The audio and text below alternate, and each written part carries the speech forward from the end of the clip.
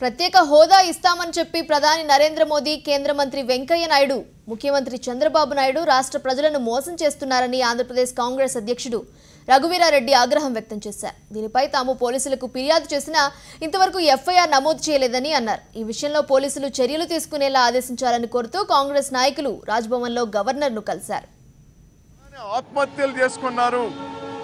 ఆత్మహత్యలు చేసుకున్నటువంటి 5గురు మరణ వాంగ్మూలాలు ఇచ్చినారు. మా ఆత్మహత్యకు కారణం ప్రధానమంత్రి, ముఖ్యమంత్రి వెంకయ్య నాయుడు అని మరణ వాంగ్మూలాలు ఇచ్చినారు. అందుకోసం ఈ రాష్ట్రానికి మోసం చేస్తున్నటువంటి ఈ 3 మీద క్రిమినల్ కేసులు మీరు రిజిస్టర్ చేయాలి అని కంప్లైంట్స్ ఇచ్చి ఉన్నాం. ఆనాడు స్టేషన్ హౌస్ ఆఫీసర్స్ చెప్పినటువంటిది లీగల్ ఒపీనియన్ తీసుకుంటామని చెప్పినారు. నెల వెయిట్ చేసినాం. సెప్టెంబర్ 21వ తేదీన అన్ని జిల్లా ఎస్పీలకు, సిటీ పోలీస్ కమిషనర్లకు కూడా మేము మళ్ళీ రిప్రజెంటేషన్ ఇచ్చినాం.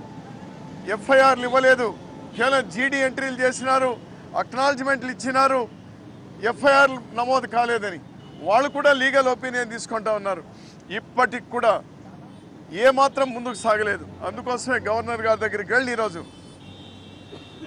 ఐపీసీ 302 కింద వీళ్ళు శిక్షార్హులు.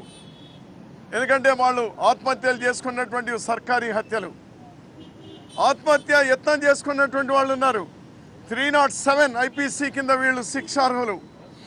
రాజద్రోహం చేసినారు, ఐపీసీ 118వ సెక్షన్ కింద వీళ్ళు అర్హులు.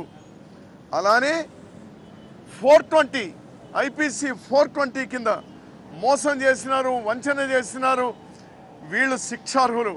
వీళ్ళ మీద వెంటనే ఎఫ్ఐఆర్లు నమోదు చేయించండి అని గవర్నర్ గారిని కోరడం జరిగింది.